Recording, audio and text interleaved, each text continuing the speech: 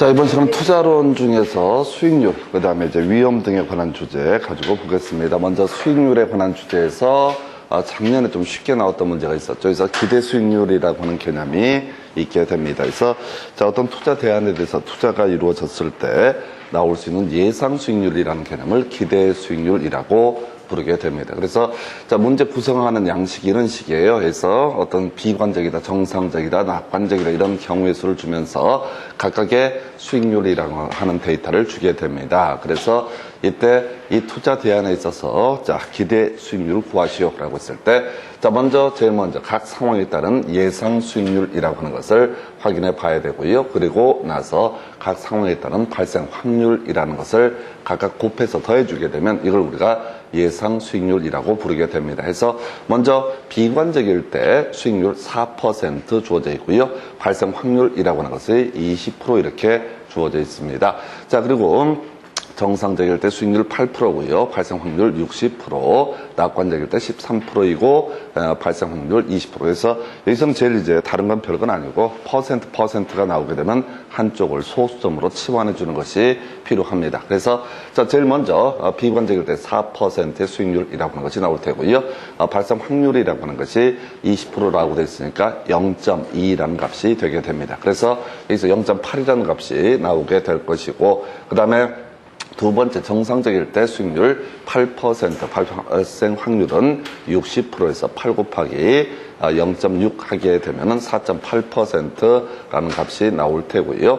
그 다음에 세 번째 13% 곱하기 0.2 하게 되면 2.6% 이런 식으로 나오죠. 그래서 0.8에다가 4.8에다가 2.6을 더하면 이때 이 사안의 기대 수익률 8.2%에서 뭐 이런 식의 문제가 30회 때 좀 이따 확인할 텐데 나왔었고요. 그 다음에 이 문제가 나왔으면은 아무래도 유력한 문제 형식이 바로 포트폴리오의 기대 수익률이라는 개념이 되게 됩니다. 그래서 자, 여러 개 투자 대안에 대해서 투자가 이루어진다라고 하는 거. 이걸 우리가 분산 투자 또는 포트폴리오라는 용어를 쓰게 됩니다. 그래서 자, 요거는 이제 두 단계를 거쳐야 되죠. 그래서 개별 자산의 기대 수익률에다가 계산해서 이것을 가중 평균한 값 이렇게 봐야 되겠고요. 자, 요 문제를 이제 풀어갈 때는 자, A 부동산의 기대 수익률, B 부동산의 기대 수익률, C 부동산의 기대 수익률을 먼저 구해내야 됩니다. 그리고 거기다가 포트폴리오 비중을 곱해주는 방식으로 계산을 해요. 그래서 A 부동산의 기대 수익률, 자, 불황과 호황일 확률은 각각 50% 이렇게 주어져 있습니다. 그래서 호황일 확률 6%가 되게 될 것이고요. 그 다음에 확률은 0.5, 그 다음에 불황일 확률 4%, 그리고 확률은 0.5 이렇게 갑니다. 그래서 이 계산은 이제 5%라는 값이 나올 테고, B 부동산 똑같은 구조로 가야 되죠. 8%일 확률 0.5, 4%일 확률 0.5 해서 여기서 6%라는 값이 나오게 될 테고, C라는 부동산의 경우를 보니까 10% 자, 호황일 때, 그리고 확률은 0.5라는 값이 나올 테고요.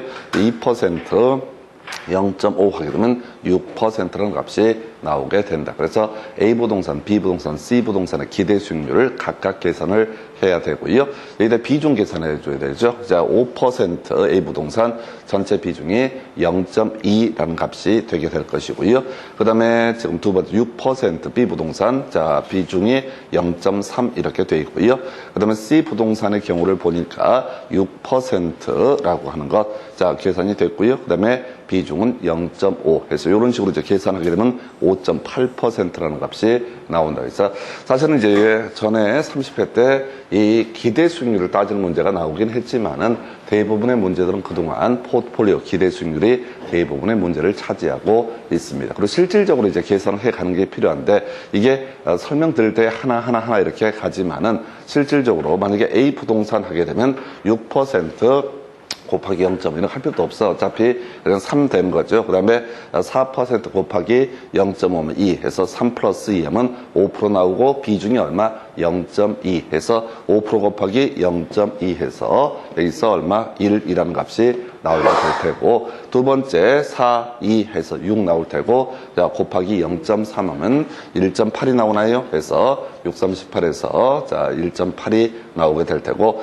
여기서 6 나올 테고요. 그 다음에 0.5 하면 3%에서 1%, 1.8%, 3% 이런 식으로 하면 역시 5.8%는 값이 나온다. 핵심 이슈는 그거 같아요. 1분 안에 한 문제를 풀 수 있느냐. 이게 이제 논의의 쟁점이 되게 될 것이고, 요렇게 차근차근 가게 되면 시간들이 많이 소요가 되니까 애초에 훈련할 때부터 1분 안에 푸는 훈련들 해야 됩니다.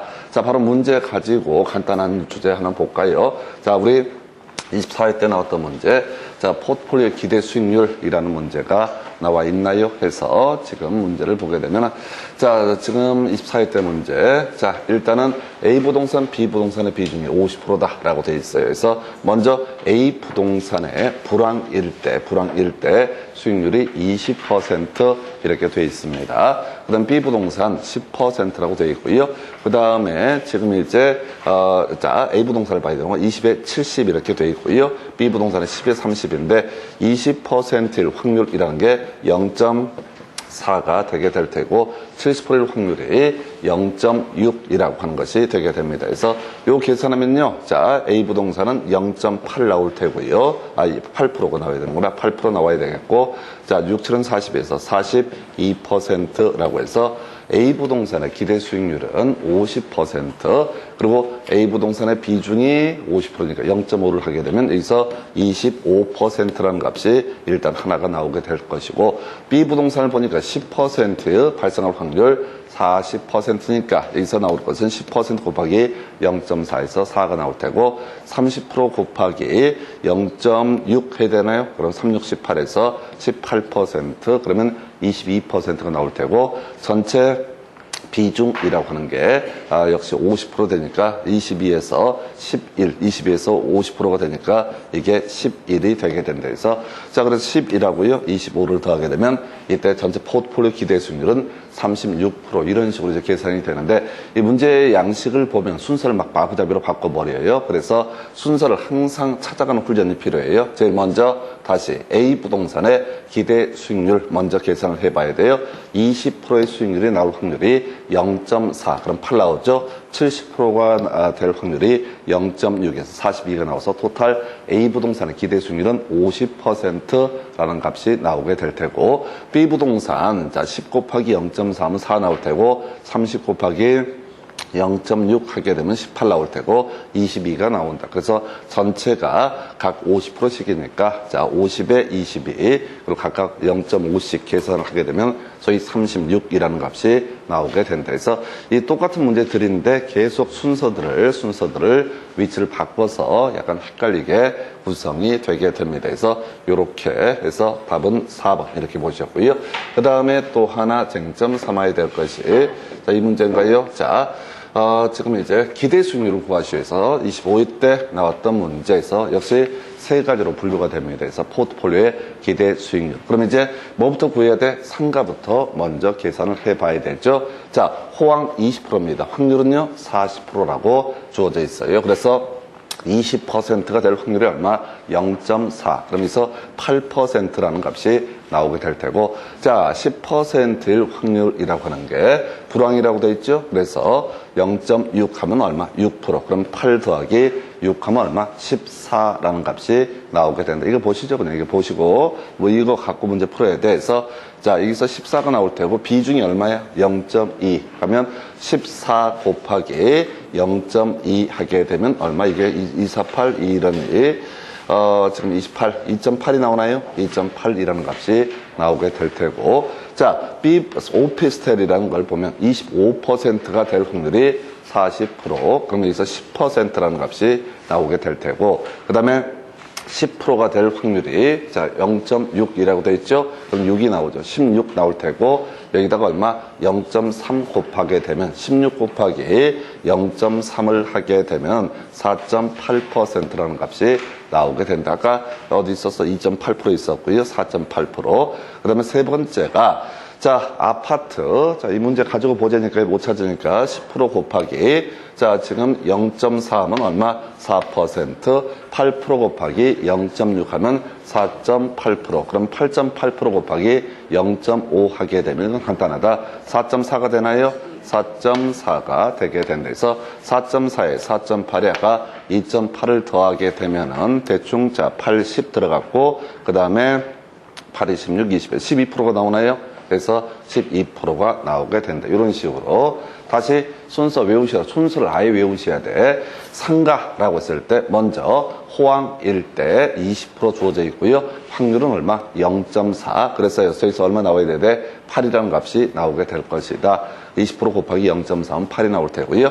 10% 곱하기 0.6 하면 6. 그러면 이제 14가 나온다고요. 14로 끝낼 게 아니라 바로 곱하기 0.2를 하게 되면은, 자, 여기서 아까 2.8이라는 값이 나오게 된다. 두 번째, 이게 뭐야? 오피스텔 25%일 확률이 40%, 0.4죠. 그러면 10이라는 값이 나올 테고, 그 다음에 10%가 될 확률이 0.6, 6이 나올 테고, 여기서 16이 나올 테고, 거기다가 0.3을 곱하면 4.8이라는 값이 나오게 된다. 세 번째, 자, 10%, 자, 아파트입니다. 10%일 확률을 0.4가 되겠고요. 8%일 확률 0.6 해서, 자, 그러면 얼마가 되는 거야? 지금 4% 하고요. 그 다음에 4.8%, 8.8%가 나올 테고 8.8%에 50%니까 0.5를 곱하게 되면 4.4%에서 결과적으로 2.8, 그 다음에 아까 4.8인가요? 그 다음에 4.4 이런 식으로 더하게 되면 12%. 이 문제 푸는 순서를 외우고 들어가셔야 돼. 보통 하나하나 순서대로 가다 보면 나중에 마음이 급하고 시간이 급하다 보니까 놓쳐요. 그래서 뭐가 산수가 어긋나는 그런 느낌을 주게 됩니다. 그렇게 가면 안 되고요.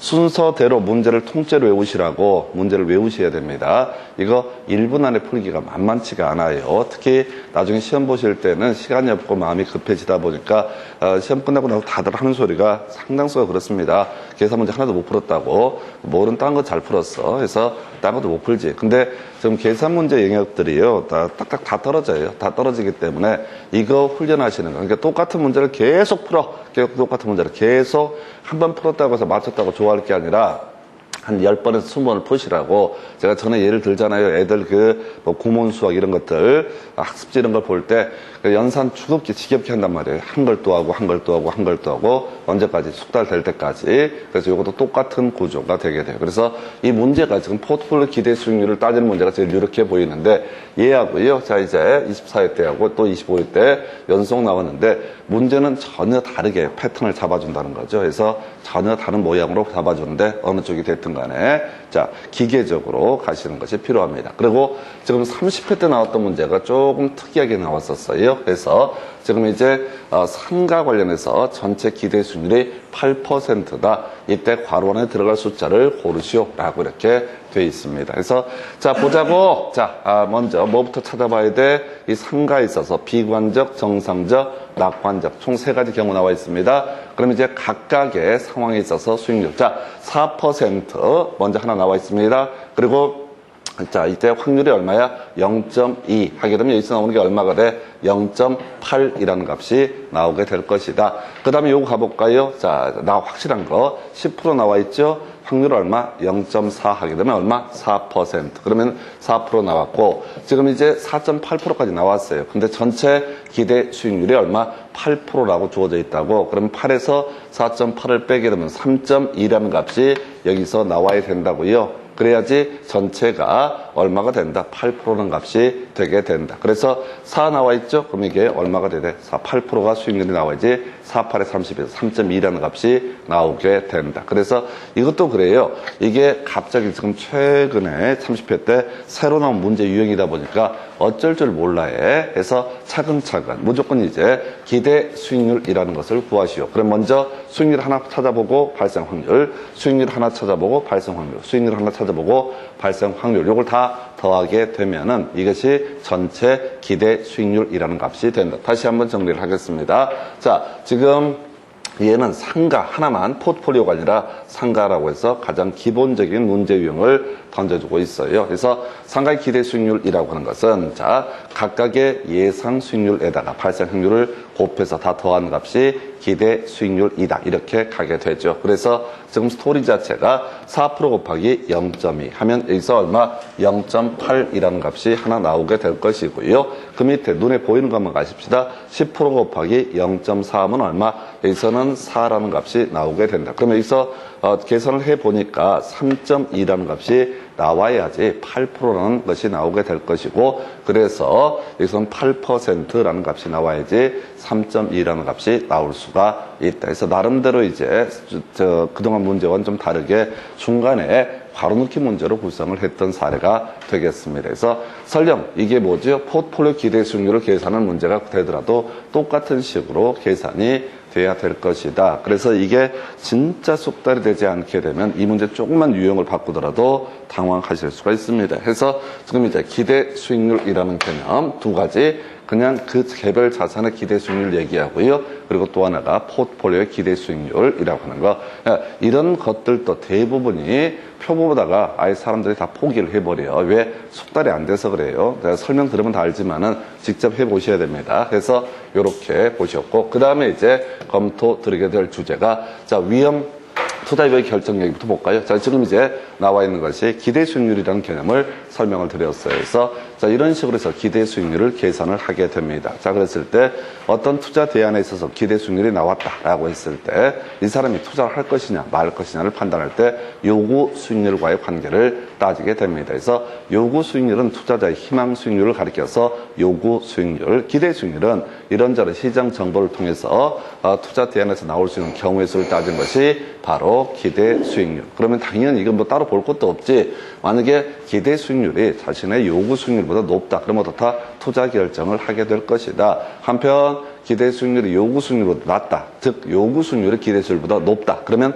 이때는 투자 기각 결정을 할 것이다. 뭐 이런 것들은 다 거의 의미가 없고요. 자, 이미 본 것처럼 기대 수익률이라고 하는 거, 자, 예상 수익률하고요, 각 상황에 따른 예상 수익률과 각 상황에 따른 발생 확률, 요걸 이제 계산하는 값이 바로 기대 수익률이라는 개념이 되게 됩니다.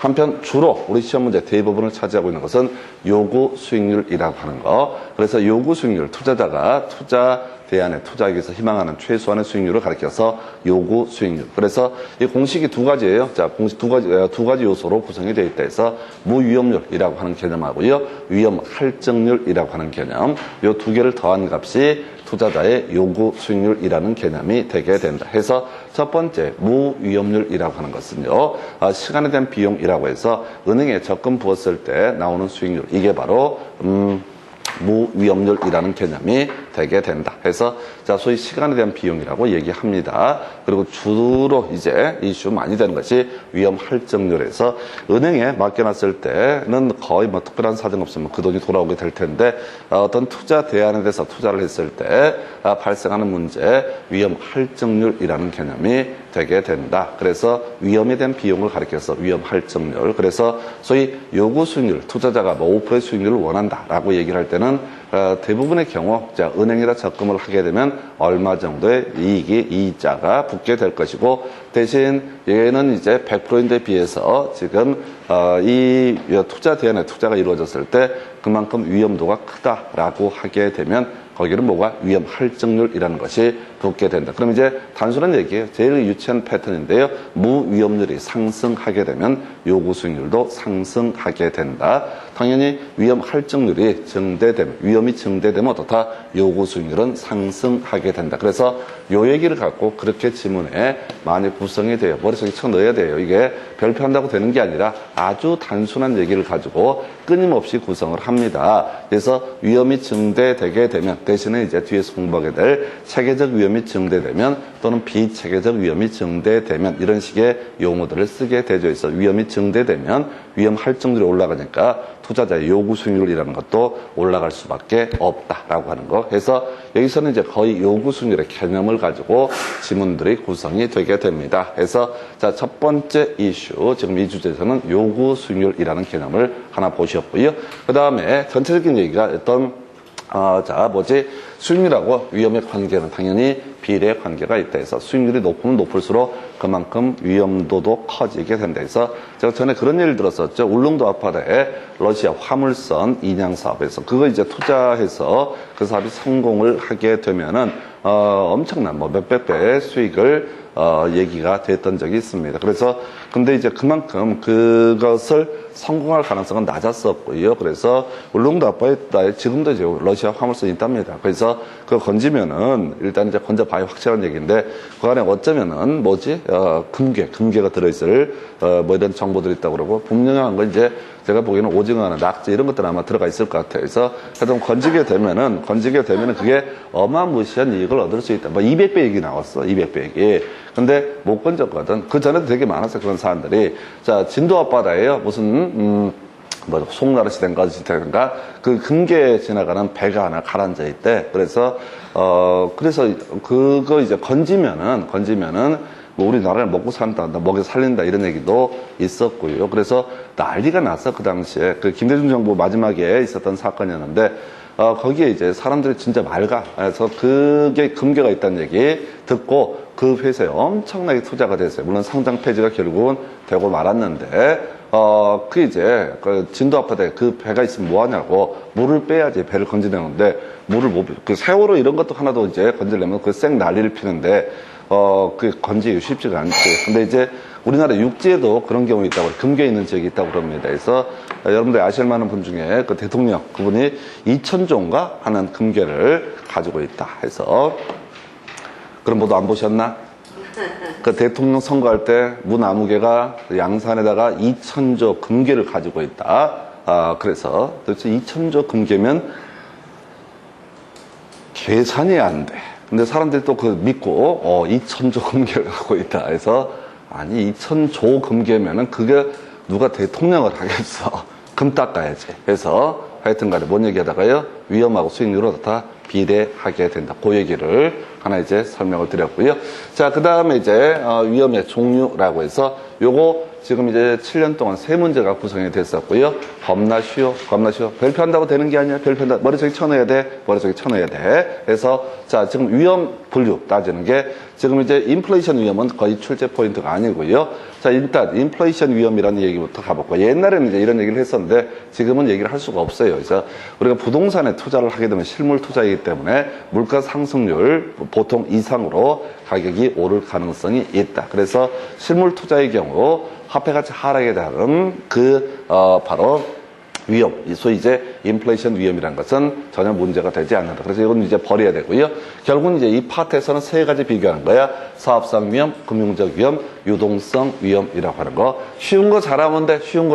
자, 위험에는 총 3가지가 있다. 사업상 위험, 금융적 위험, 그리고 유동성 위험이라고 하는 거. 이게 제일 그냥 거저주는 문제죠. 그래서 먼저 유동성 위험이라는 얘기를 하게 되면 그 얘기를 하게 됩니다. 자, 부동산이라고 하는 것은 다른 자산과 비교했을 때 현금화하기가 어렵다라고 하는 거. 이걸 우리가 유동성 위험. 우리가 앞에서 공부하실 때 토지의 자연적 특성 이런 것들 부동성, 부증성, 영속성 이런 것들이 이슈가 됐었고요. 그리고 나서 또 문제 삼았던 것 중에 하나가 저게 있었죠. 자, 경제적 특성에서 고가성이라고 해서 수요자 공급자가 자유롭게 진입할 수 없다. 그런 얘기를 했습니다. 자, 그래서 이 부동산이라고 하는 재화는 다른 재화에 비해서 현금화하기가 어렵다. 그래서 나중에 현금화하는 과정에서 금매로 돌릴 수가 있겠다. 해서 시장 가치의 손실 가능성을 유동성 위험이라고 부르게 된다. 두 번째, 우리가 부동산에 대해서 투자를 함에 있어서 자신의 자본만을 가지고 투자를 하는 것이 아니라 은행에서 돈을 빌려서 투자를 하게 되면 금리가 혹시 상승했을 때 이때 발생하는 위험을 가리켜서 금융적 위험이라고 부르게 된다. 해서 이 2가지는 그냥 어렵지 않습니다. 간단한 주제, 금융적 위험하고요, 유동성 위험이라고 하는. 그저 외울 게 금융적 위험과 유동성 위험이란 2가지만 정확히 잡아내시면 돼. 나머지를 가리켜서 뭐라고 한다? 사업상 위험이라고 얘기를 하게 된다. 해서 결국 이제 3가지 사업상 위험이 있고요, 금융적 위험이 있고, 유동성 위험이 있고요. 이게 포인트가 없기 때문에 백날 봐봤자 겁나 헷갈립니다. 아무것도 아닌 건데 조금씩 헷갈리게 느껴져요. 해서 사업성 위험, 금융적 위험, 유동성 위험 이렇게 3개 뼈대 잡아주시고요. 유동성 위험 누구나 다 알아. 금융적 위험 누구나 다 알아. 그래서 지금 뭐가 문제가 된다. 지금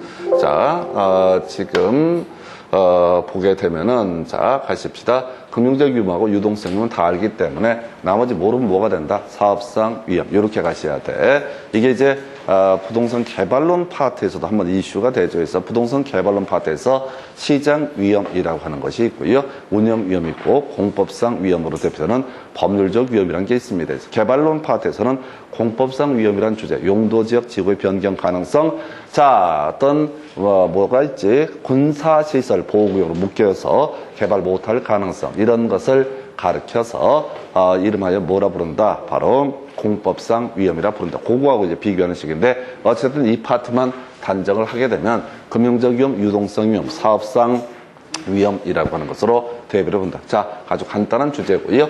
그 다음에 이제 검토 들어게 줄 주제, 위험의 측정에서 분산과 표준 편차라는 개념이 있게 됩니다. 그래서 이런 용어 정도 분산하고 표준 편차, 별표도 해서는 안 돼. 모르는 게 아예 만수무강에 좋습니다. 거의 출제가 되지 않아. 22회 때인가 분산값을 구하시오, 이런 문제가 나오는데 22회 때면 벌써 거의 9년 전 문제입니다. 그 후로 한 번도 나오지 않았던 거, 내용 의미 없어요. 지금 여기서 우리 논의했던 것은 지금 뭘 외워야 되는지 알고 들어가셔야 된다고 해서 지금 사업상 금융적 유동성 위험 정의 하나 체크를 해봤었고요. 그 다음에 이제 논의가 될 것 중에 하나가 위험의 관리 중에서 딱 하나만 체크를 하게 되죠.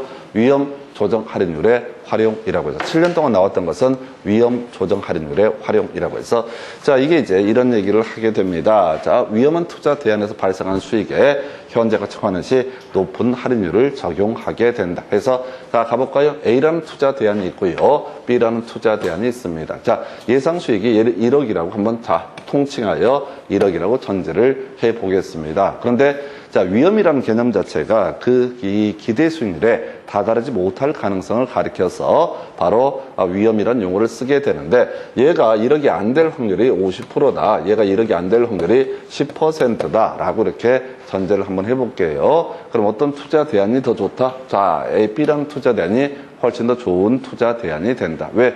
1억이 될 확률이 90%라는 얘기니까 안 될 확률이 10%면 될 확률이 90%, 얘는 될 확률이 50%밖에 안 된다. 그러면 당연히 어떤 것에 대해서 투자를 하게 될 것이다. B라는 투자 대안에 대해서 투자를 할 것이다. 그래서 이제 A라는 투자 대안과 B라는 투자 대안을 비교를 할 때 같은 1억이라고 해서 1억이 되는 것이 같은 1억이 아니다. 해서 지금 위험도가 높으면 높을수록 현재 값으로 환원을 함에 있어서 높은 할인율을 적용한다. 용어의 정의 가볼까요? 우리가 1억을 은행에 이렇게 예금을 해놓게 되면 이자가 발생을 하게 됩니다. 그래서 지금 1억하고 100년 후에 1억은 분명히 다른 가치를 갖게 될 것이다. 왜? 그만큼 이자가 붙게 될 것이니까. 그럼 거꾸로 얘기하는 거야. 100년 후에 1억하고요, 지금의 1억이라고 하는 것은 어떻다? 같은 1억이 아니다. 이렇게 하는 거야. 100년 후의 1억과 지금의 1억은 같은 1억이 아니다. 10년 후의 1억과 지금의 1억은 어떻다? 같은 1억이 아니다. 그래서 지금 1억이라는 것이 지금 들어온다는 얘기가 아니라 앞으로 들어온다, 이런 취지가 되기 때문에, 자, 이 1억이라고 하는 것을 현재 가치로 환원을 해봐야 된다. 이 1억이라는 금액을 현재 가치로 환원을 해봐야 되는데, 위험도가 높을수록 어떻다? 위험도가 높을수록 높은 할인율을 적용한다. 그래서 무슨 얘기야? 이자라고 하는 것은 지금 미리 입금을 하고 나중에 찾을 때 쓰이는 기법이 이자라는 개념이고, 거꾸로 자, 장래 발생할 수익이라고 하는 것을 현재 값으로 환원을 할 때 적용하는 개념이 소위 이자에 대응하는 개념이 할인율이라는 개념을 쓰게 됩니다. 그래서 위험도가 높은 투자 대안일수록 어떻다? 높은 할인율을 적용을 한다. 위험도가 높은 투자 대안일수록 어떻다? 높은 할인율을 적용한다. 딱 하나, 이것만 가지고 위험의 관리라는 개념에서 이슈 삼고요. 자, 그 다음에 이제 논의하게 될 주제가 분산 투자라고 해서, 자, 가겠습니다. 분산 투자를 하는 이유는 높은 수익률을 도모하기 위해서 분산 투자를 하는 것은 아니고요, 위험도를 낮추기 위해서 하는 것이 분산 투자다라고 이렇게 얘기합니다. 자, 그래서 자, 위험의 종류 볼까요? 자, 포트폴리오 분산 투자에 따른 위험. 자, 했을 때 첫 번째 체계적 위험이라고 해서 겁나 유치한 얘기죠. 자, 부동산 시장의 힘에 따라 발생하는 위험이라고 해서 이 체계적 위험이라고 하는 것은 도대체 피할 수가 없는 위험을 가리켜서 뭐라고 한다? 시장 위험. 자, 체계적 위험이라는 용어를 쓰게 됩니다. 그래서 분산 투자를 하더라도 이 체계적 위험이라는 것은 감소되지 아니한다. 이렇게 봐야 되겠고요. 그러니까 이런 식이지. 한국에서 만약에 뭐 채권에 투자하든 자 주식에 투자하든 부동산에 투자하든 간에 한국 자체가 만약에 북한과의 국지전이 발생을 한다 등등등 하게 되면 거기서 분명히 위험들이 각각 발생을 하겠죠. 뭐 주식이든 채권이든 부동산이든 그만큼 특별한 사정이 없으면 가격이 빠지게 되겠죠. 이런 위험을 뭐라고 한다? 체계적 위험이라 부르기를 할 테고, 이 체계적 위험이라고 하는 것은 분산 투자를 통해서는 어떻다 해결할 수 없다. 시스템 자체 위험이라는 시스템이라는 얘기를 번역을 하면 체계적이라는 용어를 씁니다. 자, 그래서 이제 분산 투자를 통해서 제거할 수 있는 위험이라는 것은 소위 비체계적 위험에 한정되게 된다. 그래서 자, 우리가 분산 투자를 하는 이유는 뭐라고요? 비체계적 위험을 감소시키기 위해서. 그래서 뒤에 문제 보시면요, 이 얘기는 거저 개나 소나 다 맞출 수 있게 그냥 거저주는 문제가 되는 거야. 체계적 위험과 비체계적 위험이라 이 용어의 정의는 그냥 뒤에 문제 보시면 이런 걸 어떻게 틀릴 수가 있을까 싶을 정도로 유치찬란하게 계속 구성이 되어 이건 무조건 맞춰야 되는 그런 주제 중에 하나가 되게 됩니다. 자, 한편 비체계적 위험이라는 것을 감소시키기 위해서 뭘 한다? 분산 투자를 하게 된다. 그래서 예를 들어야 되죠. 자, 어떤 사람이 아파트가 있고 상품에 연립이 있고 상가가 있고 공장이 있다라고 한번 전제해 보겠습니다. 아파트하고 연립은 비슷하게 맞물려 가게 될 테고요. 예를 들어서 아파트하고 상가는 반대 방향으로 수익률이 움직인다라는 전제하에서 얘기를 해보겠습니다. 자, 그럼 분산 투자를 할 때 아파트와 연립에 분산 투자를 하는 게 좋을 거냐? 아니면은 아파트와 상가에 분산 투자를 하는 것이 좋을 거냐? 그래서 우리 법에서 여기서는 뭐라고요? 당연히 아파트와 상가에 분산 투자를 하는 것이 훨씬 좋은 방식이 된다. 이걸 이름하여 상관계수라는 용어를 쓰게 됩니다. 수익률이 반대 방향으로 움직이는 경우를 가리켜서 소위 아파트와 지금 상가에 분산 투자를 하는 것을 상관계수 -1이라고 약속을 하고요. 그 다음에 수익률이 같은 방향으로 움직이는 경우를 가리켜서 상관계수 +1이라고 얘기를 하게 됩니다. 그래서 0 없어요? 0 없어. 같은 방향이면, 자, 같은 방향, 양이라고 그래서 +1이라는 값 또는 양의 값을 갖는다. 이렇게 얘기하고, 그 다음에 수익률이 반대 방향으로 움직이게 되면 어떻다? 상관계수 -1이라고 부르게 된다. 그래서 결과적으로 이 분산 투자를 한다고 해서 무조건 위험을 감소시키고 비체계적 위험을 무조건 감소시킬 수 있는 것은 아니고 수익률이 같은 방향으로 움직이게 되면 어떻다? 그만큼 분산 투자의 효과는 작아지게 된다. 위험을 감소시키는 건 그만큼 작아지게 된다. 이에 대응해서 지금 이제 이슈가 되게 될 것이 수익률이 반대 방향으로 움직이는 투자 대안에 대해서 분산 투자를 하게 되면 그만큼 어떻다? 위험은 감소될 수 있다. 별로 안 중요해요. 이게 이제 지문에 꼭 하나 던져주는데 이 파트가 어려워. 근데 어려운데 이걸 알려고 하지 마시라고 상관계수 +1, -1 이런 것들 나오면 큰 이슈 안 되고 쉬운 거 뒤에 문제 보시면 유치찬란하게 그냥 체계적 위험하고 비체계적 위험 이 두 가지 용어만 주구장창 우려먹습니다. 근데 이것도 사람들이 틀린다니까. 왜? 머리가 나빠서 그래. 이런 걸 어려운 걸 자꾸 분석을 하려고 하니까 쉬운 걸 놓치는 그런 문제가 발생합니다. 뒤에 문제 보면 이렇게 공부할 필요도 없다는 사실을 알게 돼요. 그래서 요 두 가지 그냥 거저주는 문제 나오면 이건 보너스 문제로 봐야겠고요. 그 다음에 단순 암기할 거 나오죠. 자, 평균 분산 지배 원리라고 해서 자, 지금 우리가 부동산에 대해서 어떤 또 투자 대안에 대해서 투자가 이루어질 때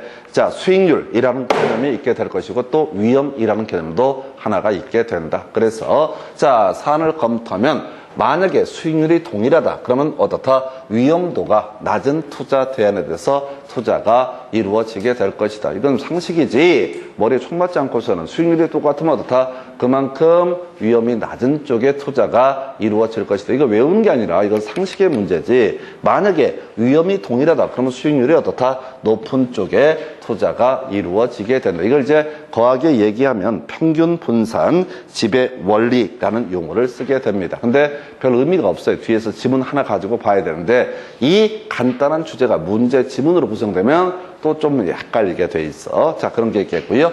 그 다음에 이제 최적의 포트폴리오라고 하는 개념. 자, 일단 기본 정의 효율적 전선하고요. 무차별 곡선의 접점을 가리켜서 효율적 전선이라고 부르자 최적의 포트폴리오라고 정의를 하게 됩니다. 그래서 효율적 전선이라고 하는 게 뭐냐 했을 때 요건 이렇게 외우자고 그래서 율 하면 어떻다? 최고의 수익률을 나타내는 점을 연결한 선을 가리켜서 뭐라 부른다?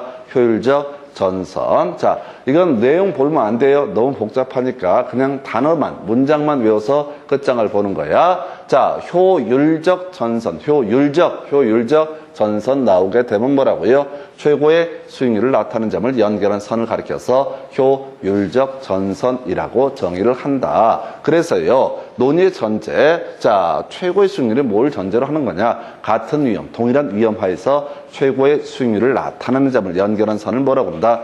효율적 전선. 그래서 응용 들어갔던 것이 이런 거죠. 자, 지금 이제 효율적 전선이라는 개념 자체는 이미 이론상 나올 수 있는 최고의 수익률을 전제로 하는 개념이 되게 된다. 근데 이 효율적 전선과 무관하게 투자자가 더 많은 수익률을 도모를 하고자 한다라고 한다라면 이때는 어떻다? 위험을 더 떠안아야 된다. 위험이 더 커지면 어떻다? 수익률은 올라가게 될 것이기 때문에 자, 효율적 전선, 효율적 프론티어에서 투자자가 더 높은 수익률을 원할 때는 추가적인 위험을 감수해야 된다. 이렇게 이 문장이 하나 나와서 좀 어려웠던 명제. 자, 그리고 나서 무차별 곡선. 요건 이렇게 외우자고 써. 미음이라고 써. 무차별 곡선 뭐라고요? 수익과, 자, 위험과 수익을 감안했을 때 동일한 만족을 느끼는 점을 연결하는 선에서, 자, 미음에서 무차별 곡선에서 뭐가 나와야 되고, 동일한 만족이라는 것이 나와야 되고, 효율적 전선에서 뭐가 최고의 수익률. 이거 무식하게 가셔야 돼.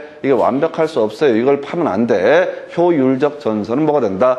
자, 최고의 수익률을 나타내는 점을 연결한 선. 그 다음에 무차별 곡선 뭐라고요? 동일한 만족을 느끼는 점을 연결해. 이 중에 안 나왔던 것, 무차별 곡선의 정의만 안 나왔어요. 그래서 이 효율적 전선과 무차별 곡선의 접점이라고 하는 것을 가리켜서 최적의 포트폴리오라고 정의를 하게 될 테고, 다시 자, 효율적 전선은 뭐라고요? 동일한 위험하에서 최고의 수익률을 나타내는 점을 연결한 선을 이름하여 효율적 전선. 그래서 어떤 동일한 위험이 특정이 되어 있는 상태에서의 최고 수익률을 얘기하기 때문에 이 사람이 효율적 전선에 따른 그 수익률보다 더 높은 수익률을 꿈꾼다. 그래야지 투자하겠다라고 한다면 그 사람은 역시 더 큰 위험을 감수해야만이 더 높은 수익률을 도모할 수 있다. 무차별 곡선, 동일한 만족이라고 하는 것. 무차별 곡선 뭐라고요? 동일한 만족. 그러니까 이 정의 정도만 출제해도 아작납니다. 해서 자, 요렇게 해서 보시고 바로 문제 가지고 살펴보도록 하겠습니다. 자, 보니까 부동산 투자의 위험 등에 관한 설명, 옳은 것을 모두 고르시오라고 되어 있습니다. 자, 끄트머리 봐야 돼. 사업 위험에 해당이 된다. 나와 있죠? 끄트머리 봐야 돼. 앞에 쳐 있고 그럼 작살납니다. 마지막만 봐야 돼. 사업 위험 나와 있죠? 사업 위험 나와 있으면 이거랑 비교하는 게 뭐야? 자, 첫 번째 나왔던 것이 하나가 뭐가 있었죠? 유동성 위험이라는 것이 있고 금융적 위험이라는 것이 있었죠? 이걸 먼저 생각을 해봐야 돼. 사업 위험에 해당이 된다라는 표현이 나와 있다고. 그러면 유동성 위험이나 금융적 위험이 아니어야 된다고요. 그래서 경기 침체로 인해서 유동성 아니죠? 아니죠? 그 다음에 경기 침체로 하면 금융적 위험 아니죠? 타인의 자본을 끌어들였을 때 발생하는 위험을 금융적 위험이라고 불렀으니까. 그래서 기억번은 뭐가 돼? 옳은 표현이 되게 된다. 이렇게 가게 됩니다. 자, 두 번째, 인플레이션 위험은 낮아진다 해서 한번 가볼까요? 자, 이건 좀 어려운 얘기가 될 텐데 나중에 금융문이랑 연계가 되는 거죠. 차입자가 있고요. 대출자가 있게 됩니다. 우리가 이거 설명할 때 제가 이렇게 말씀을 드렸어. 임대차라고 하는 것이 있게 된다. 임대차가 뭐야? 자, 빌려주는 거지. 유상으로 빌려주는 거. 해서 자, 빌려주는 사람을 뭐라고 그런다? 임대인. 빌리는 사람을 뭐라고 한다? 임차인. 그래서 대출자가 뭐야? 빌려주는 사람에 해당이 되는 것이고 차입자가 뭐야? 빌리는 사람에 해당이 된다. 그래서 이건 금융론이랑 관련되어 있는데 이 대출자가요 고정금리로 대출을 하게 된다라고 하게 되면은 자 대출자가 고정금리로 대출하면은 앞으로 금리 변동 위험이라고 하는 누가 부담을 한다. 대출자가 부담을 한다. 은행에서 3% 이렇게 딱 확정을 해버렸다고 확정금리로. 그러면 앞으로 5%, 6%가 되더라도 은행에서는 3%밖에 받을 수가 없는 상태. 그래서 금리를 아는 거야. 고정금리에서는 어떻다? 대출자가 위험을 부담하게 된다. 이자율 위험을 부담을 하게 된다. 그래서 인플레이션 위험은 자 대출자에게 있어서 인플레이션 위험은 낮아지게 된다. 틀렸죠? 대출자 입장에서는 자 3% 이자만 받는데 이게 물가가 상승하고 금리가 상승하는 이런 과정에서 화폐 가치가 떨어지게 되면 대출자에게 인플레이션 위험은 높아지게 된다. 그래서 자 부동산에 대해서 투자할 때는 인플레이션 위험이 문제가 되지 않겠지만 이 돈을 대출할 때는 당연히 인플레이션 위험이 문제가 되게 된다. 그래서 니은번 틀렸고요. 일단 디귿번 가볼까요? 효율적 프론티어에서는 추가적인 위험을 감수하지 않으면 그 수익률을 증가시킬 수 없다. 효율적 전선이 뭐였어? 이미 최고의 수익률. 효율적 전선이 뭐였어요? 최고의 수익률을 나타내는 점을 연결하는 선을 뭐라고 한다? 효율적 프론티어, 효율적 전선. 근데 여기에 논의의 전제가 동일한 위험하에서 최고의 수익률을 나타내는 점을 연결하는 선을 뭐라고 한다? 효율적 전선. 그럼 이제 최고의 수익률이라는 것이 이미 전제가 되어 있다고. 그러면 이보다 더 높은 수익률을 꿈꾸면 어떻다? 위험을 더 많이 감수하면 그때는 어떻게 할 수 있다? 더 높은 수익률을 꿈꿀 수가 있다. 그래서 효율적 프론티어에서는 추가적인 위험을 감수하지 않으면은 더 높은 수익률을 증가시킬 수는 없다 해서 오른편. 아까 방금 보셨잖아. 똑같은 말을 여기서 했던 얘기 있잖아요. 자, 효율적 전선, 동일한 위험하에서 최고의 수익률을 나타내는 점을 연결한 선을 뭐라 부른다? 효율적 전선을 외울 때 율 해서 율은 뭐가 된다? 최고의 수익률 이렇게 외웠다고요. 그래서 동일한 위험을 전제하기 때문에 더 높은 수익률을 꿈꾸면 어떻다? 더 많은 위험을 감수해야만이 추가적인 수익률을 더 높은 수익률을 꿈꿀 수가 있다. 요 얘기 했던 얘기고요. 하나도 빠진 게 없어요. 이걸 못 외울 뿐이지. 자, 그 다음에 그래서 디귿번 옳은 표현. 자, 옳은 표현 되겠고요. 자, 리을번 개별 부동산의 특성으로 인한 체계적 위험. 이게 틀렸다고. 자, 개별 부동산의 특성에 따른 위험이 아니라 시장 자체 위험을 뭐라고 그런다? 체계적 위험이라고 부르게 된다. 그래서 개별 부동산의 특성에 따른 위험을 뭐라 부른다? 비체계적 위험. 해서 리을번이 틀리게 구성이 됐습니다. 다시 체계적 위험이라는 것은 개별 부동산 투자에 대한 특성 때문에 발생하는 위험이 아니라 뭘 얘기하는 거다? 바로 지금 이제 시장 자체 위험을 체계적 위험. 그래서 얘 틀렸고요. 해서 기억하고 디귿 두 가지가 오른편 이렇게 구성을 합니다. 이 정도는 맞출 수 있어야 돼요. 해서 똑같이 반복하는 주제입니다. 그래서 자 27회 문제 답은 1번 이렇게 보시고 그 다음 문제 가서 보겠습니다. 자 부동산 투자에 관한 설명이 다 틀린 것은 해서 자 1번 보니까 부동산은 실물 자산의 특성과 토지의 영속성으로 인해서 가치 보존력이 양원 편이다 해서 오른편 구성하고 있고 하여튼 문맥은 뭐 그저 그렇습니다. 2번 임대 사업을 영위하는 법인은 건물에 대한 감가상각, 이자, 비용 등에 대해서 세금 산정 시 비용으로 인정받을 수 있다. 이건 공부한 적이 없는 쓸데없는 소리. 자, 3번 부동산 투자자는 저당권, 전세 제도 등을 통해서 레버리지를 활용할 수 있다. 레버리지, 지렛대 효과라는 개념이 되죠. 타인의 자본을 끌어들여서 부동산에 투자하게 되는 것을 지렛대 효과 또는 레버리지 효과 해서 집을 살 때 저당권 설정하고 돈 빌려서 사는 것이 소위 레버리지 효과의 한 이슈가 될 테고요. 또는 전세를 끼고 사는 것을 가르쳐서 그것도 레버리지 효과를 활용한 사례가 되게 된다. 그 다음에 이제 부동산 가격이 물가 상승률과 연동해서 상승한 기간에는 인플레이션을 방어하는 효과가 있다라고 해서 옳은 표현 구성을 하고 있고요. 자, 부동산은 주식 등 다른 금융상품에 비해서 단기간에 현금화할 수 있는 가능성이 높다 해서 이걸 틀리게 뽑았죠. 그래서 유동성 위험이라고 하는 거. 유동성 위험이라고 하는 개념이 뭐라고요? 유동성 위험이라고 하는 게 바로 지금 현금화 과정에서 가치의 손실 가능성을 유동성 위험이라고 부르게 된다 해서 답은 5번 이렇게 보셨고요. 그 다음 문제 가서 살펴보겠습니다. 자, 요것도 마찬가지야. 자, 보니까 부동산 투자 위험 하나 지금 유동성 위험 하나 출제가 됐었고요. 그리고 두 번째 29회 때 나왔던 문제. 자, 부채가 증가함에 따라 더 이상 갈 것도 없어요. 바로 뭐가 된다? 금융 위험이라는 개념이 되죠. 자, 부동산 투자 위험 세 가지 갖고 얘기하고 있다고. 하나가 사업상 위험, 제일 포괄적인 단어였었고요. 아까 답을 한번 뽑았을 거예요. 두 번째 이슈가 됐던 것이 금융적 위험, 유동성 위험. 요 세 개만 뺑뺑 돌린다고. 나머지는 우리 시험에서 다뤄지고 있지 않아요. 뭐라고 얘기를 하든 쫓아가시면 안 돼. 자, 부채가 증가, 타인의 자본을 끌어들여서 부동산 투자를 했을 때 발생하는 위험을 가리켜서 뭐라고 한다? 금융적 위험이라고 얘기를 합니다. 그 정도로 봤었고요. 그 다음에 이제 검토 드리게 될 주제가 이런 내용이 있습니다. 자, 부동산 투자의 위험과 수익 등에 관한 설명, 틀린 것을 고르시오에서 부동산은 인플레이션 상황에서 화폐가치 하락에 대한 방어 수단으로 이용될 수 있다 해서 실물 투자이기 때문에 인플레이션을 해지하는, 피할 수 있는 그런 방안이 되게 된다. 그 다음에 2번, 체계적 위험은 끄트머리 피할 수 있다. 틀렸죠? 체계적 위험이라는 것은 어떻다? 피할 수가 없다. 겁나 유치한 거잖아요. 뭐 이런 것도 틀린 사람이 있을 거예요. 그래서 자, 이걸 읽을 때 그냥 또박또박 하면 안 된다고. 그냥 주어 수로 끊어가면 실수를 안 해. 근데 또박또박 읽으면 오히려 말려버려요. 그리고 아예 선입관을 가지고 있어야 돼. 체계적 위험 또는 비체계적 위험이라는 단어만 나오면은 이건 아예 답을 도배로 주는 거예요. 그냥 거저 주는 문제 중에 하나. 개나 손 한번 다 맞춰봐라. 이렇게 주는 문제가 체계적 위험 또는 비체계적 위험. 이건 그냥 거저 주는 문제입니다. 그래서 아예 지문 속에서 체계적 위험 또는 비체계적 위험이라는 단어만 뜨게 되면은 어떻게 해야 돼?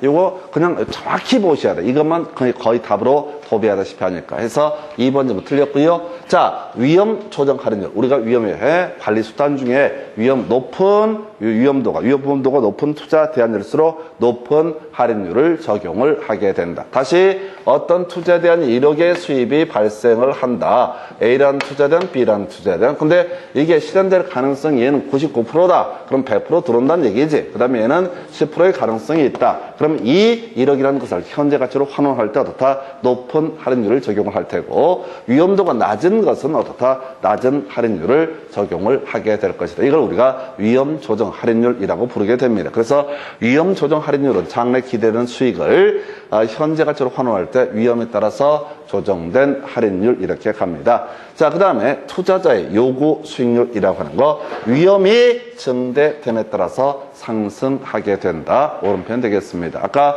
요구 수익률이 무위험률 플러스 위험 할증률. 위험이 크면 클수록 어떻다? 요구 수익률은 상승하게 된다. 근데 문제 구성할 때 체계적인 위험이 증대가 된다. 또는 비체계적인 위험이 증대가 된다. 풀어쓴단 말이야.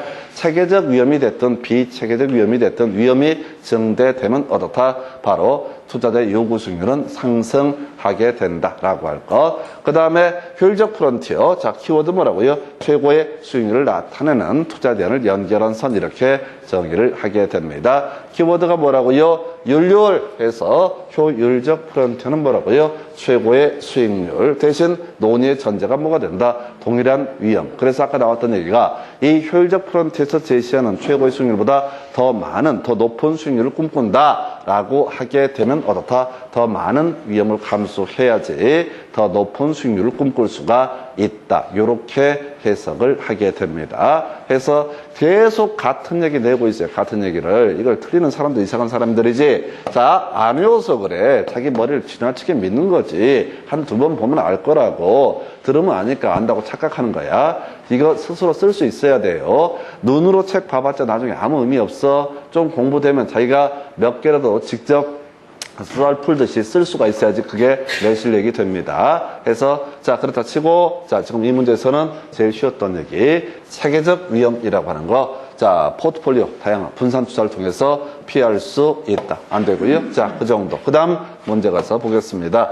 자, 부동산 투자의 수익과 위험 등에 관한 설명, 틀린 것을 고르시오. 그래서 기대 수익률, 이게 뭐야? 예상 수익률 5%로 예상이 됩니다. 나의 투자 수익률이 만약에 4% 요구 수익률이다. 이게 비교하면 기대 수익률이 요구 수익률보다 클 경우라고 돼 있죠. 그러면 나는 4%만 있어 투자할 텐데 5%가 예상된다. 투자는 채택되게 될 것이다. 이런 것들은 답 안 돼. 그냥 써보면 쉬워. 자, 기대 수익률은 뭐가 돼? 예상 수익률. 그 다음에 요구 수익률은 투자자가 희망하는 수익률. 그래서 경우수를 써보면 아주 간단해집니다. 써보면 간단해져요. 눈으로 보면 이게 헷갈리게 돼 있고. 자, 2번. 자, 비체계적 위험은 자, 감소될 수 있다. 맞죠? 비체계적 위험, 분산 투자를 통해서 감소시킬 수 있다. 그러나 체계적 위험은 어떻다? 감소시킬 수 없다. 개별 부동산의 특성, 개별 투자 대안의 특성 때문에 발생하는 위험을 뭐라 부르고? 비체계적 위험. 부동산 시장 자체의 시스템 때문에 발생하는 위험을 체계적 위험이라고 부르게 되죠. 그래서 이렇게 보셨고요. 자, 무위험률의 하락이라고 하는 거. 뭐랑 관련돼 있어? 요구 수익률과 관련돼 있죠. 외워야 돼! 요구 수익률이 뭐야? 요구 수익률. 요구 수익률이 뭐냐고? 무위험률 플러스 자, 위험 할증률이라고 하는 것을 뭐라고 한다? 이 두 개를 더한 걸 뭐라 부른다고? 요구 수익률. 그럼 이제 무위험률이 상승하면 요구 수익률이 상승하게 될 것이고, 그 다음에 위험 할증률이 올라가게 되면 어떻다? 요구 수익률도 상승한다. 틀렸죠? 3번. 무위험률의 하락은 요구 수익률을 상승시키는 요인이다. 그래서 이런 유치차라는 이런 걸 답으로 뽑아요. 근데 더 놀라운 건 이걸 틀리는 사람들이 겁나 많다는 거지. 기본을 안 외워서 그래. 이게 이해를 해보려고 그래. 아니야, 이해 안 돼. 그냥 공식이야. 4,8이 왜 32야? 그냥 4,8이 32지가 32인 거야. 그냥 기계적으로 외워야 돼. 근데 사람들이 더럽게 공부를 안 해요. 왜? 자꾸 이해를 하려고 그래. 처음 외워야 된다고. 자, 다시, 자.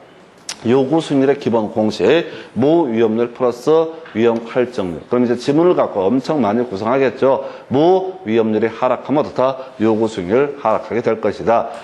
위험 할증률이 하락하게 되면 어떻다? 역시 요구 수익률 하락하게 될 것이다. 이렇게 업어치고 맺히고 가지고 구성을 하죠. 답은 3번이었었고요. 그 다음에 유동성 위험이라는 키워드를 가지고 구성을 했었구나. 유동성 위험이라고 하는 거. 자, 투자자가 부동산을 원하는 시기에 현금화하지 못할 가능성, 이걸 뭐라고 한다? 유동성 위험. 세 개 배우잖아. 사업상 위험, 금융 위험, 유동성 위험. 그중에 쉽게 알 수 있는 것이 바로 유동성 위험, 그 다음에 금융 위험, 그럼 나머지는 사업상 위험들을 보셨고, 자, 평균 분산 지배 원리로 투자 선택을 할 수 없을 때 변이 계수 등을 활용해서 투자안의 우위를 판단할 수 있다 해서 5번 오른편인데 신경 꺼요. 자, 결론도 마찬가지야.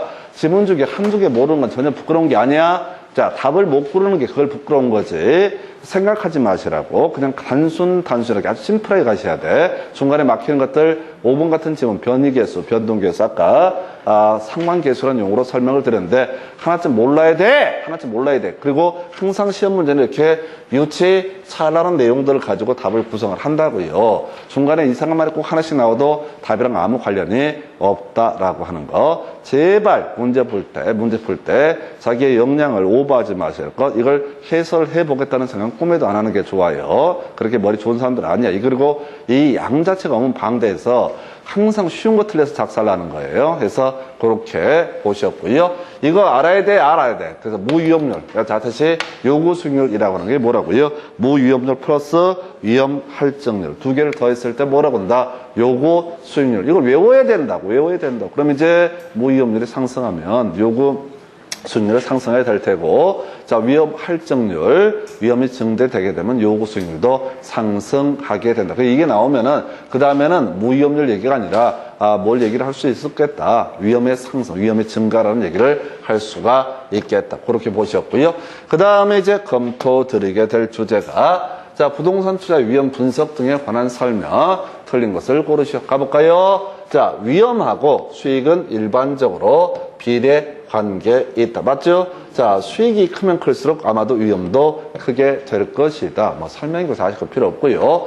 평균 분산 결정법은 기대 수익률의 평균과 분산을 이용해서 투자 대안을 선택하는 방법이다. 해서 오른편인데 신경 꺼요. 다 하려고 하지 마. 5개 중에 3개만 알아 다 풀 수 있으니까 답을 지금 찾아가는 훈련하시는 거야. 실력을 쌓는 게 아니에요. 자, 보수적 예측 방법은 잘 몰라. 자, 그 다음에 답이 4번 되나요? 위험 조정 할인율을 적용하는 방법으로서 장래 기대되는 소득을 현재 값으로 환원하면서 위험한 투자일수록 어떻다? 높은 할인율을 적용을 하게 된다. 요거 하나만 지겹게 나오고 있다고. 다시 A라는 투자 대안이 있고 B라는 투자 대안이 있다. A라는 투자 대안은 1억 발생한다. 1년 후에 1억 발생한다. B라는 투자 대안도 1억이 발생이 된다라고 보이는데 확률을 따져보니까 이건 위험도가 1%에 불과해. 거의 1억 100% 나온다는 얘기지. 그 다음에 얘는 위험도가 99%야. 그러면은 이 1억이라는 값을 현재 지금 상태에서 거의 1억에 준하는 값이 될 테고, 그 다음에 이 1억이라는 거 거품이지. 99%가 위험자 도달하지 못한다. 그러면 같은 1억으로 계산하는 게 아니라고요. 이건 예를 들어서 1,000만 원, 이건 9,500만 이런 식으로 계산하는 방법. 이걸 할인이라 부른다고. 다시 은행에다 예금을 넣었다가 이자를 받는 거, 이걸 이자율에 대응하는 개념을 뭐라고 부른다? 할인율. 이자율이 크면 클수록 앞으로 큰 수익이 예상이 되는 것이고요. 할인율이 크면 클수록 어떻다고요? 장래 발생한 소득을 현재 값으로 환원할 때 그만큼 많은 금액을 까게 된다라는 거. 이게 할인율이라는 개념이 되게 됩니다. 그래서 이거 외우자고 위험 조정 할인율이라고 하는 거. 자, 지금 이제 위험한 투자일수록 어떻다? 높은 할인율을 적용을 하게 된다. 요거 하나만 읽어보지 마. 왜? 이걸 뭐 읽어쳐봐봤자 이게 그 후로 한 번도 시험에 안 나온다니까요. 안 나온다고. 이 시기에 한 번 시험에 나왔다고 해서 머리 굴리지 마시라고. 혹시 이게 시험에 나올까 이렇게 혼자 상상하지 마시라고. 여러분들 공부하는 그 정도 내 실력 안 됐다고. 한두 달 공부해서 서너 달 공부해서 이걸 분석하고 이게 나올지도 몰라. 놀고 자빠져 있네지. 웃기지도 않은 거야. 분수를 알아야 돼. 그래서 시킨 거나 똑바로 그냥 이거 하나만 이거 딱 보면은 위험 조정 할인이라면 아씨 이게 답이라고 그랬었는데 내용 몰라도 이런 식으로 속달이 되셔야 돼. 지금 계속 논의의 전제는 새로운 문제가 아니라요. 기존에 도배하는 문제들을 얼마나 잘 풀 수가 있는가 이런 문제라고요. 제발 생각 좀 하지 마요. 이번 시험에 뭐가 나올까? 몰라. 똑같이 다 돼. 근데 사람들은 똑같은 생각 한 번도 안 해. 조금만 표현 바꿔도 다르다고 생각해. 그게 뭐냐면 암기가 안 돼서 그런 거예요. 본질적으로. 다 똑같은 문제. 그러니까 매년 시험 문제 분석을 해보면 기존 시험 대비 10%에서 15% 정도만 이상한 문제를 내. 그건 어차피 틀려도 상관없어. 그 욕심은 또 더럽게 많아. 그런 걸 맞추겠다고 생각하는 게 머리가 나쁜 거야. 자, 무조건 기존에 그냥 깔아버리는 문제, 조금씩 바꿔치기 하는 그 문제를 실수를 줄이는 게 시험 합격하는 데 포인트가 됩니다. 4번, 4번 이렇게 보셨고. 그 다음, 자, 부동산 투자의 기대 수익률과 위험에 관한 설명 옳은 것을 고르시오. 가볼까요? 자, 투자니 채택 대기에서 요구 수익률이 기대 수익률보다 커야 된다라고 돼 있죠? 자, 요것도 그냥 본 문장으로 보면 헷갈려. 내가 희망하는 수익률이 뭐야? 5%다. 그러면 기대 수익률, 예상 수익률이 4%다. 그럼 투자하겠냐고? 안 하겠지? 그죠? 이걸 문장으로 보면 헷갈린다고. 요구 수익률이 희망 수익률이라고. 그 다음에 기대 수익률이 예상 수익률이라고. 그래서 이 기대 수익률이 4%고 요구 수익률이 5%다. 그럼 투자를 하겠냐고. 대가리 총 맞지 않는 이상 안 하겠지? 난 5% 바다에 투자할 거야. 근데 4%가 나오는데 왜 투자를 하냐고. 근데 이걸 문장으로 시험장에서 보게 되면 헷갈린다고. 그래서 써보라고. 손목을 딱 써봐야 돼. 요구 수익률이 기대 수익률 그때 투자를 할 것이냐? 안 하겠지. 1번 틀렸다고요. 이건 내용이 문제가 아니라 자꾸 착각하는 그런 부분이야. 그래서 써보시는 게 빨라.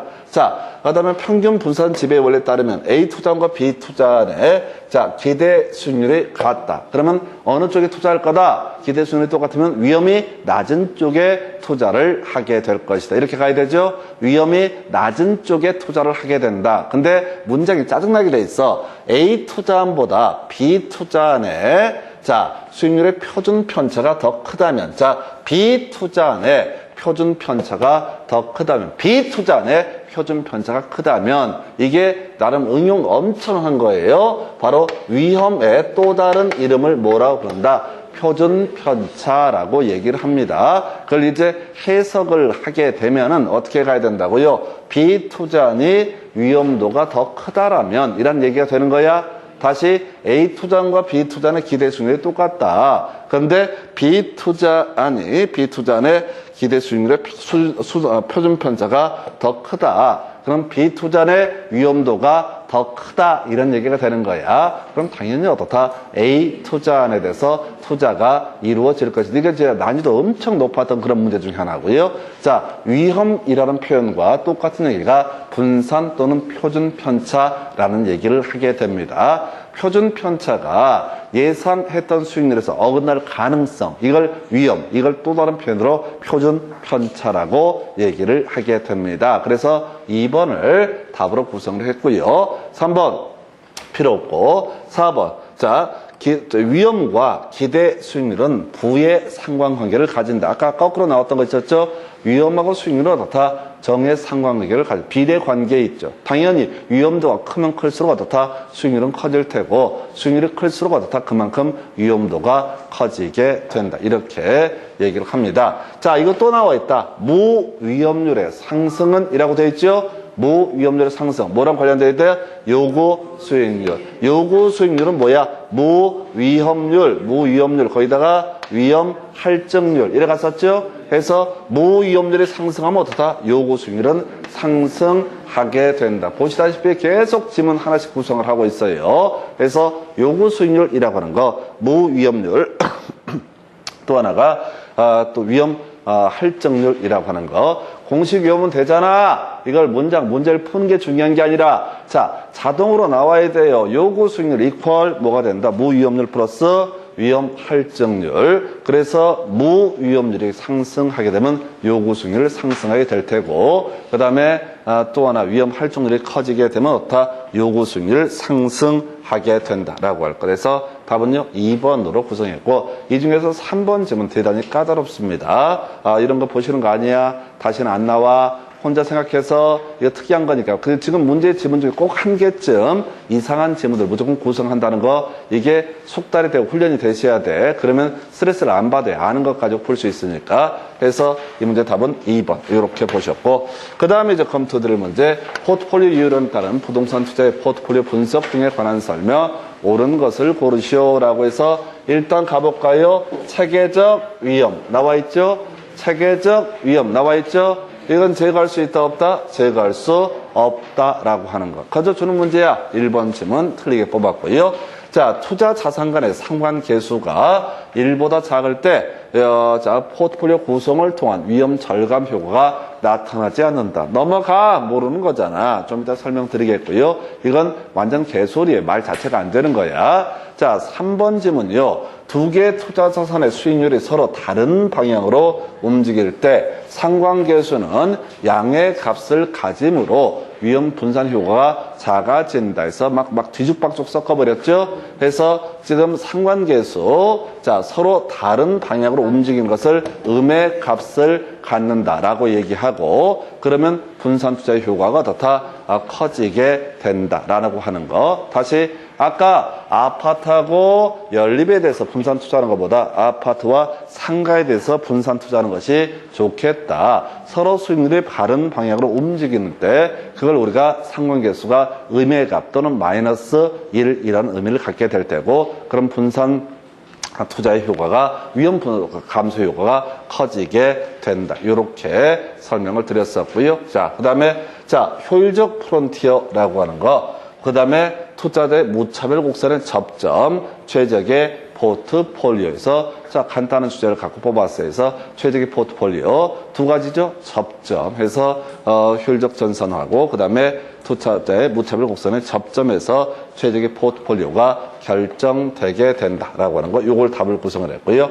5번 포트폴리오의 분산 투자에 관련해서 포트폴리오에 편입되는 투자 자산 수를 늘림으로써 체계적 위험을 줄여갈 수는 없다. 해서 자, 요건 체계적 위험은 어떻다? 줄일 수가 없다. 시스템 자체 위험이기 때문에. 그래서 이 문제에서는 1번하고요. 그 다음에 5번 질문에 체계적 위험 또는 비체계적 위험, 요 용어의 정의 가지고 구성을 했습니다. 다시 1번, 체계적 위험은 분산 투자를 통해서 제거를 할 수가 없다. 5번 질문, 자, 분산 투자를 통해서 체계적 위험을 줄여갈 수가 있으며, 틀렸다고 분산 투자를 해도 체계적 위험이라는 것은 자, 줄일 수가 없다라고. 뒤쪽은 볼 것도 없어요. 그래서 같은 얘기를 하고 있는 것이고, 그 다음에 수익률이 같은 방향으로 움직이게 되는 것을 양의 값을 가지게 된다. 그럼 분산 투자의 효과는 작아지게 된다. 수익률이 반대 방향으로 움직이게 되는 것을 음의 값을 가진다. 상관계수. 그럼 분산 투자의 효과는 비체계적 위험을 감소시킬 수 있기 때문에 커지게 된다. 그 정도. 그 다음에 효율적 전선. 자, 용어 효율적 전선은 뭐라고 했어요? 최고의 수익률이라고 하는 거. 율 이렇게 봤던 것이고요. 그 다음에 무차별 곡선 아직 안 나왔는데요. 동일한 만족, 위험과 수익률을 감안했을 때 각 투자자가 느끼는 동일한 만족을 느끼는 점을 연결한 선. 그래서 이 무차별 곡선하고요. 효율적 전선 두 개의 접점을 가리켜서 최적의 포트폴리오라고 얘기합니다. 그래서 답은 4번. 그 다음 넘어가서요. 지금 포트폴리오에 관한 설명이다. 틀린 것은 해서 또 가볼까요? 1번. 포트폴리오를 구성하는 투자 자산 수의 종목을 수를 늘릴수록 체계적 위험이 감소돼서. 이미 틀렸죠?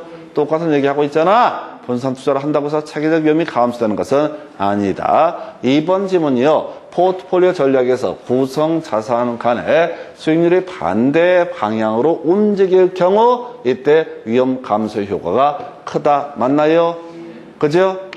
아까 아파트 연립에 투자하는 것보다 아파트에 상가에 투자하는 것이 수익률이 반대 방향으로 움직이는 전제가 쌓여 있었고, 그러면 이때는 위험 감소 효과가 크다라고 해서 2번 오른편 구성을 했고요. 3번 효율적 프론티어라고 하는 것은 최대 수익률을 얻을 수 있는 포트폴리오 집합을 말한다라고 되어 있죠. 중간 읽지 말고, 자, 효율적 전선은 뭐야? 최고의 수익률, 최대 수익률을 나타내는 점을 연결한 선, 이렇게 정의를 했었고요. 4번 효율적 프론티어에서 우상향이 된 의미는, 자, 이런 소리는 개소리가 되겠고요. 그 다음에 포트폴리오 이론이라는 것은 여러 종목의 분산 투자함으로써 위험을 분산시켜서 안정된 수익을 얻고자 하는 가산 투자 이론이 돼서 뭐 오른편에서 분산 투자와 관련된 것이 바로 포트폴리오 같은 얘기죠. 그래서 이 문제는 뒤에 갈 것도 없었네. 밥 1번 그냥 뽑아주죠. 뽑아주죠. 30회 때 이 문제 나왔었는데 아까 이 문제 똑같은 것도 나오잖아요. 어딨어. 자, 지금 이게 제가 요즘에 요런 걸 이제 발견을 하고 있는데, 자, 요게 심상치가 않아. 내가 이게 보게 되면은 지금 26회 때 나왔던 문제를 보고 나서 이제 30회 때 문제를 구성을 하는 거야. 26회 때 5번 지문에 뭐라고 돼 있어? 자, 포트폴리오 투자자 편입되는 투자 자산수를 늘림으로써 체계적 위험을 줄여갈 수가 있으며, 이미 틀렸죠? 총 위험은 감소한 데 있어서 자꾸 중에 헷갈리게 만들었고, 틀렸죠? 26회 5번 지문이라고. 이게 30회 1번 지문 해서 체계적 분산 투자 자산의 종목수를 늘림으로써 체계적 위험이 감소돼서 라고 돼 있죠? 또 같은 얘기잖아. 사람 새끼 이런 거 틀리면 안 되죠. 뭔 얘기를 하냐면, 이게 루틴을 제가 요즘에 이제 연구를 하고 있는 건데, 옛날 기출문제 중에서 지금 30회 출제한다고 했을 때 27회나 28회, 26회 제일 끝에 5번 지문을 자꾸 끌고 오는 그런 경향을 보여요. 이건 과목을 불문하고 그런 모습을 보여. 아니, 지금 제가 보여드리는 것처럼 민법도 마찬가지야. 꼭 이놈의 새끼들이 만약에 30회 때 문제를 구성할 때 26회 문제를 참고를 했다. 그럼 26회 5번 지문, 같은 주제의 5번 지문 얘를 자꾸 끌고 들어와서 답을 구성하는 걸 제가 간간히 발견을 한다고. 이게 회차 분석을 더 해봐야 되는데 이게 사실은 되게 자연스러운 거예요. 출제위원 입장에서는 이게 그래도 공부라고 하는 걸 조금이라도 해본 사람 입장에서는 모든 문제는 기출에서 출발을 하는 거예요. 그럼 출제위원 입장에서는 당연히 정상적으로 공부한 인간들은 맞출 수 있게 해줘야 돼. 그럼 어떻게 해야 돼? 제일 뒤에 있는 지문. 이게 똑바로 과거의 기출문제를 정확히 분석하고 의미를 해석하는 걸 따져 묻는 거야. 그래서 제일 마지막에는 뭘 내도 또 어차피 결론은 똑같아요. 그러니까 어떤 지문, 1번을 내든 2번을 내든 5번을 내든 상관이 없는데 사람 마음이라는 게 약간 뒤에 숨겨져 있는 것들을 끌고 들어오는 그런 경향이 있다고 지금 이게 보여서 이제 말씀을 드렸는데 거의 문제 트렌드 자체가 그런 식이야. 하여튼 지금 이 얘기를 하는 건 지금 뭐 새로운 문제를 얘기를 하는 게 아니라 지금 30회 문제하고 26회 문제 똑같은 걸 내더라도 사람들은 매번 새롭다고 느끼는 거야. 왜? 30회 문제에서는 그동안 잘 안 나왔던 얘기들 1번 같은데 확 던져주거든. 2번 이상한 얘기 하나 던져주거든요. 그 다음에 지금 지금 4번 지문에서 그동안 생전 듣도 보도 못한 얘기를 훅 집어 던져주거든. 그러면 사실은 똑같은 문제임에도 불구하고 전혀 다르다라고 사람들이 움찔하게 된다고요. 그래서 제가 이 과정을 통해 여러분들이 기억을 해 주실 거는 시험 문제는 항상 똑같아. 근데 답이 아닌 것들을 가지고 수익들을 써주기 때문에 사람들이 무너지는 거고 본질은 다 똑같다 해서 이렇게 해서 지금 이 문제에서 답은 1번 이렇게 보시고 잠시 끊었다가 이제 영업이득 등 확인해 가겠습니다.